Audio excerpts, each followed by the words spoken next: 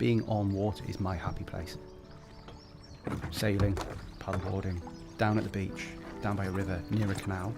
I've always come back to the water. Is really, really important to me. So when I go and visit the canals, there's some elements of it where you're just completely in awe of what you've got. The Forth and Clyde Canal was the world's first sea-to-sea canal. So you look at the vision of the people who were creating this. No roads, no railway lines. So when it opened in 1790, it was almost the internet of its time. It was high-speed travel. It underpinned the development of the city of Glasgow. But by the 1960s, the canals effectively were considered to be redundant and of no purpose for anyone. They became contaminated, they became abused, they became places that people considered to be unsafe.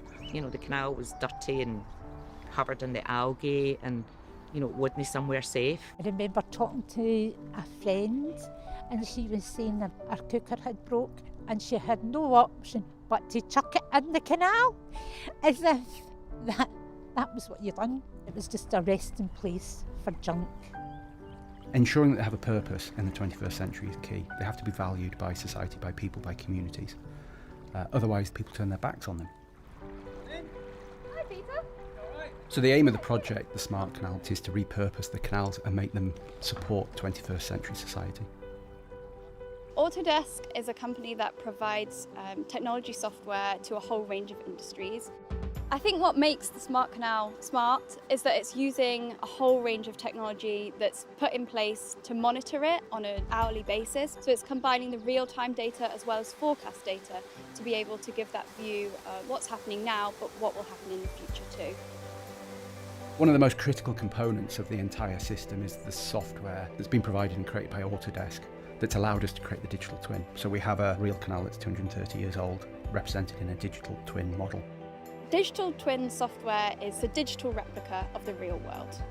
The digital twin uses the live data from sensors in the canal as well as forecast data to see when there's going to be flooding. It then is able to operate the sluice gates. So along the canal we've built 3 sluice gates, and so we can open those up and the water then leaves the canal. So using technology to make the canal be ready for the rainfall, taking the water out of the canal before it rains creates the capacity. The approach of dynamically managing a canal for surface water management, it's the first time anybody's done this in Europe.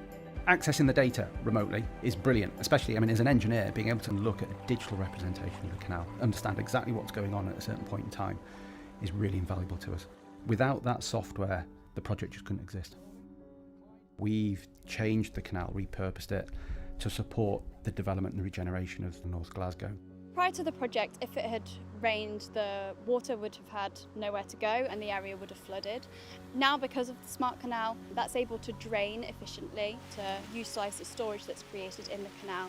So this has meant that the area is now free from flood risk.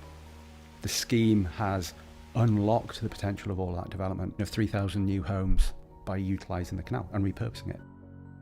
Because we've not had to go and construct the alternative traditional engineered drainage solution, we've effectively saved 5,000 tonnes of capital carbon.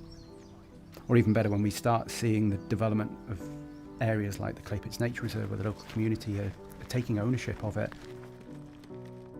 Right in the heart of Glasgow, 5 minutes to the city centre, but when you're here, you really could be anywhere. As a volunteer at the Clay Pits, we do litter picking, which is more of a walk sometimes because, we're very enthusiastic picker-uppers. The whole thing makes me feel proud. It makes me feel as if now I'm part of a community. People are proud of the place and the area, and so we're thankful for that. For me, I only actually have to walk along the canal and go up to where the development's taking place and seeing houses being built. And there are people now living in those houses, so the community is starting to grow as a result of this project. I think it's a great thing to be a part of, and we hope that because of that and the enthusiasm and the kind of interest that it's got, that it will help more people see how this can be applicable to them wherever they are in the world. The climate is changing and the world has got some big problems coming at us, and I think everybody's starting to really wake up and realise that. And this project demonstrates that the solutions are out there. The technologies are there. It's almost like we've developed a proof of concept. We've justified the canal's existence and its purpose in the 21st century. So you start to think of water as being somewhere that you can enjoy. It's a haven for wildlife, a haven for people.